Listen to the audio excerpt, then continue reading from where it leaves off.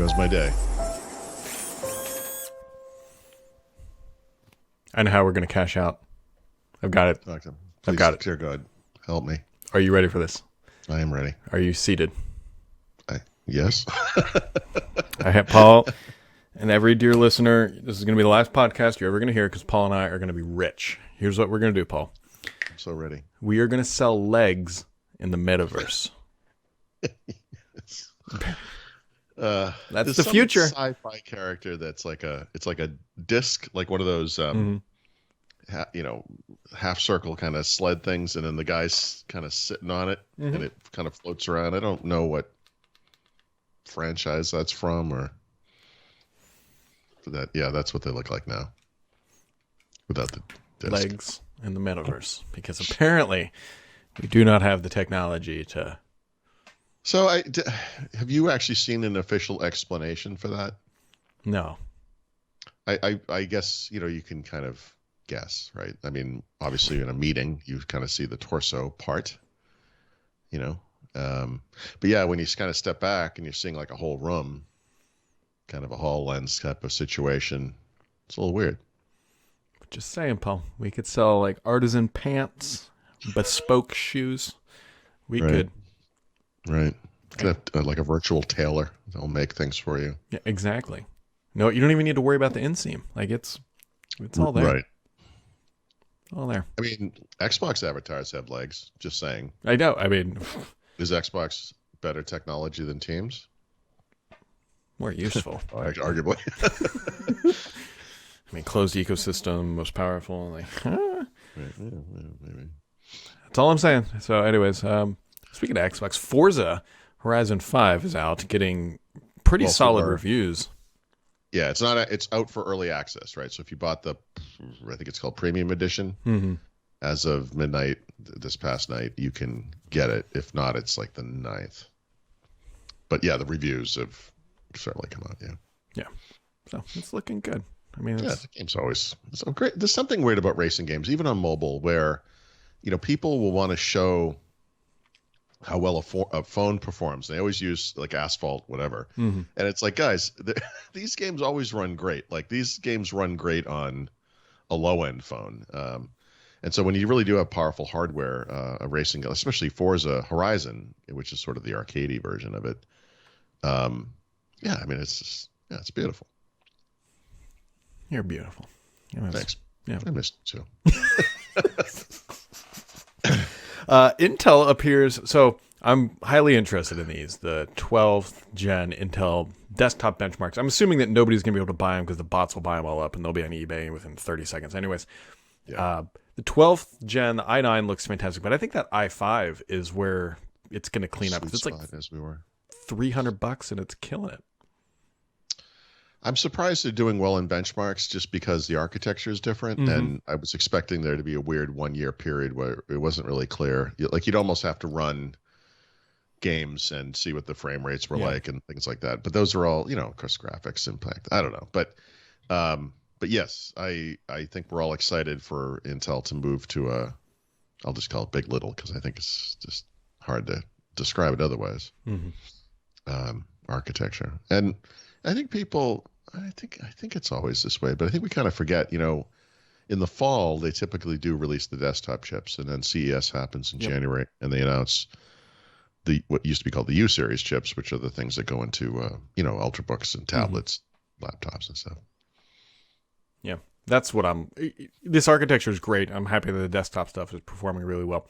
I want to see what it does for battery life, because that's sort of been like the pitch, right? That's what these efficiency cores are supposed to be for. So they're going to need a new Evo, like Evo 2 or something for this, I think. Evo 2U?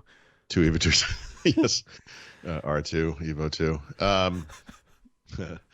What was I going to say? Yeah, so, I mean, this year, 2021, has been like Evo all over the place, right? And so it started off as kind of an unknown, and now that I'll probably write something about this. I've been meaning to do kind of a wrap up on Evo for a long time, actually, but now that I have 10 or 12 Evo based laptops under my belt, so to speak, you can come up with a determination about whether they live up to the hype. Because there's a very explicit set of promises. And I have to say, I would say by and large, off the top of my head, I think the one place they've fallen short, which is why I just thought of this, is battery life, right?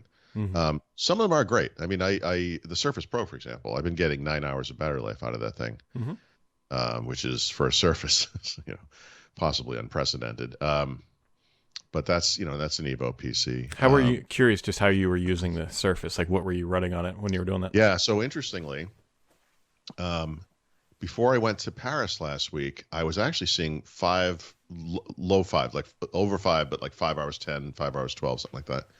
And that's using it around the house.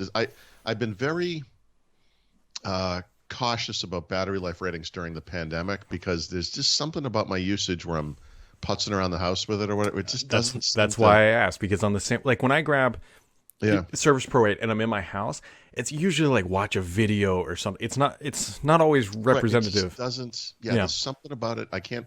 Maybe I don't know. It sits there for longer periods of time. I don't know what it is, but when I travel, I feel like I get a more accurate kind of view of that kind of thing. And this trip was a great example of that because I used it on the plane in both directions. On the way home, I wrote, I want to say 6,000 or 7,000 words. Wow. I was on that thing almost the entire time. And I used it there as well. And I tried not to charge it very much, just to kind of get a more accurate view of that. And of the 2 sets of tests I did that equate to the trip essentially, over 9 hours. And I'm like, there you go. Yeah. Like this is close to what they say. I mean, a lot of PC makers now, they'll say, 16, 18 hours on, video streaming. And then it's like, well, productivity will be like 2/3 of that or half or whatever. But 9 hours I think it's fantastic for that kind of thing. So it's pure productivity stuff. It's no YouTube, I'm not using Visual Studio. It's like I'm writing. I've got a web browser open. I've got the graphics editor open, which, by the way, back in the day, a lot of people used to complain. I'd write my battery life thing, and they'd be like, "Oh, why was it so low? Like we show this, blah blah. What are you running?" And I go through the list. One of the things would be like Photoshop's Element. Like, whoa, but you can't have that running. That thing's I'm like, dude, that's what people use. So, I'm not, real world means real world. Anyway, I've had mixed results with Evo PCs with battery life, but they're trending better, and I agree with you. I think the Alder Lake stuff, 12th gen, very, very curious to see if it moves the needle, and I suspect it will, especially on Windows 11, right? Yeah, one of the things I didn't hear you say you had open on your Pro 8 was Loop. I will. I can't wait to have Loop open. We forget how long it's been. 2.5 years ago. I know. They announced the Fluid framework. Is it 2.5? I thought it was like 18 months, but yeah, that's... Yeah, no, 2.5 years ago. Wow. And, yeah, I know. And there was a test application in preview you could use, and I wrote a little thing about it almost 2.5 years ago. And that is Loop. That's so they're finally doing it. But, depending on your worldview, I guess, it will remind you of Notion. It will remind you of OneNote, like a modern version of OneNote. Yeah. I'm glad to see Microsoft doing this. This is the type of thing, I think we've talked about this, the weird Apple Space Markdown-based note-taking apps and project management apps and writing apps, and how there really isn't a lot of that stuff on the Windows side.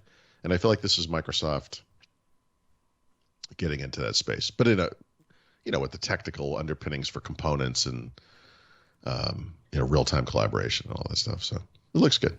Yeah, it'll be... Well, we don't know when it's really truly going to arrive, right? They said in the coming months, so yeah, Microsoft soon is sometime. Well, Microsoft 365, I would say, is the one shining beacon inside of Microsoft, at least the parts of the company I follow, where they're actually pretty good about this kind of thing, although Fluid Framework stands as perhaps a shining example of that not being true. They're usually pretty good about, having a date. And even if it's vague, we were talking to Stephen Rose yesterday, and he was saying we have an internal guideline. It has to be within 3 to 6 months, unless it's some, like super futuristic something that we just want to, at a corporate level, they want to just promote. When they announce things for Microsoft 365, they don't want it to be too far out. Although, from the tracker thing, I mean, sometimes stuff gets lost in the stew for sure. Yeah, for sure. For sure. Sometimes things get lost, like the mute button that was announced. That's So did you see my thing about that? yeah, I did. I I I didn't. I don't want to over dramatize it because this is not a. It's not a huge issue, right? The world doesn't end if this thing is not truly universal or global. I get that. I'm not trying to be an idiot about it, but you know it better than anybody, or as well, certainly as well as anybody. You know, Microsoft Windows especially has this habit of just throwing out information and then completely refuting it later and acting like we're the freaking problem. And you know, I want it to be as accurate as possible. And go back and look at what they said to us privately. Yep.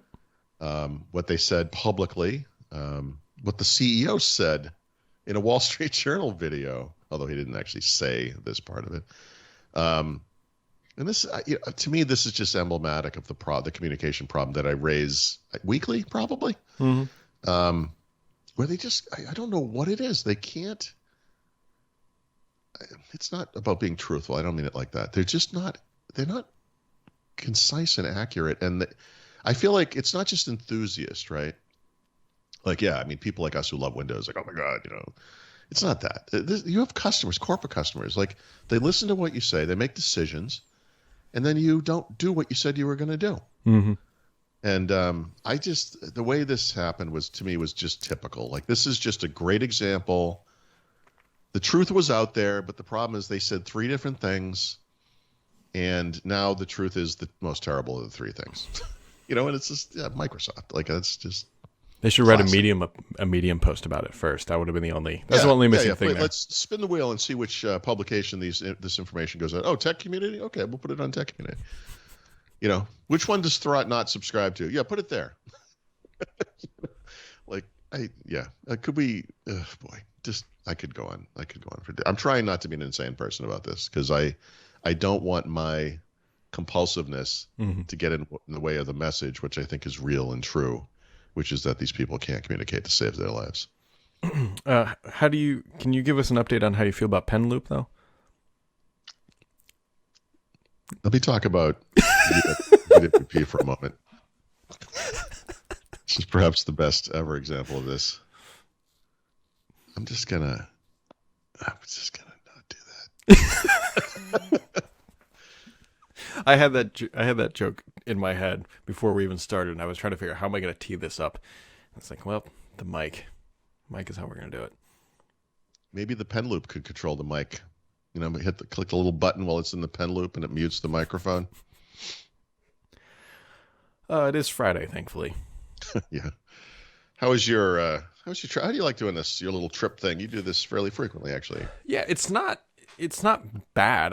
I need to do a 1 year write up of owning a golf cart. Right. Because surprisingly, it has been a year, and actually, it makes it significantly more manageable. Now, this isn't going to work out for everybody, but there is a charger within within a half mile of being dead center between the two locations. Nice. Like, could not work out any better. So I can, right. and it's at a really nice place. So I drive. It's in my car. It's 4 hours total. Okay. So it's not short, but there's 20 minutes of charging in there. But it's like an hour 45 stop, and then an hour 45. And my car drives itself on the highway, and it's fine. The only part of it I don't like is that on Tuesdays I leave my house at 5:30 in the morning, and I'm in there by 9:30, something like that, or whatever. Yeah. That can be a little whatever, but it's. I mean, it's fine. I mean, it's right in control. I wish my drive to Boston was 4 hours. I've come close once or twice, just when the RIDC parts and everything works right, but usually it's 5 to 7, and that's unacceptable. But 4 hours. 4 hours is like I could fly there too. Like, there's a direct flight from Cincinnati to Detroit, but it doesn't make sense. Like, the timing. That would be so tiring. Then you got to rent a car. Then you got it doesn't make sense. And so it's right on that it's a little inside the edge of like what's doable in a morning. And so let me think about this for a second. I have never once flown to Boston from here. I don't think. If I did, I don't remember if I did. No, maybe one time. Maybe I think maybe early on I experimented with trains and doing different things. I think maybe actually one time I did. It was awful. Yeah. And it's like, yes, driving is terrible, but it's still better than flying for that kind of a thing. And so like work is really flexible. Like I leave there at like 2:30, 3:00. So I'm home before my kid goes to bed. And I just schedule calls. Like if people want to chat, it's like, okay, call me when I'm driving. Like what does it matter? So it was a busy week. We got a busy month ahead trying to just scramble to get all this stuff out because of Windows 11. But yeah. Right. So cool. Yeah. Thanks for asking. What are you doing this weekend? Anything? You went to Cheap Trick, didn't you? Yeah, it was awesome. You cheap jerk. I was looking at it like, it's like he comes back from. This is going to be a weird thing to even say. I know it was just bad timing. Like bad timing. I got back from Paris. Now I got to go to a concert. Like, well, that sounds like amazing timing. I literally said that, but Cheap Trick was one of the last concerts we saw before the pandemic. So now it was one of the first we've seen since the pandemic, or it's really still going on. But man, this was out in Reading, which I'd never been to. Reading, Pennsylvania is the reason there's a Reading on the Monopoly board, right? Reading Airlines, Reading Railroad, which is now long defunct. But man, it's a hard scrabble little town too. A lot of times I go out into the hinterland here, and you come into some small town. Doesn't matter where it is or what it is. They're beautiful. I mean, small towns, are beautiful. And man, this one is not. It's something wrong there. It's like a Stephen King town. It's not good. Although, as my wife pointed out, everything we did there was great. We went to an awesome restaurant, little Irish pub thing, which whatever, fried oysters, fantastic. Concert venue was beautiful. And here's a little factoid for you.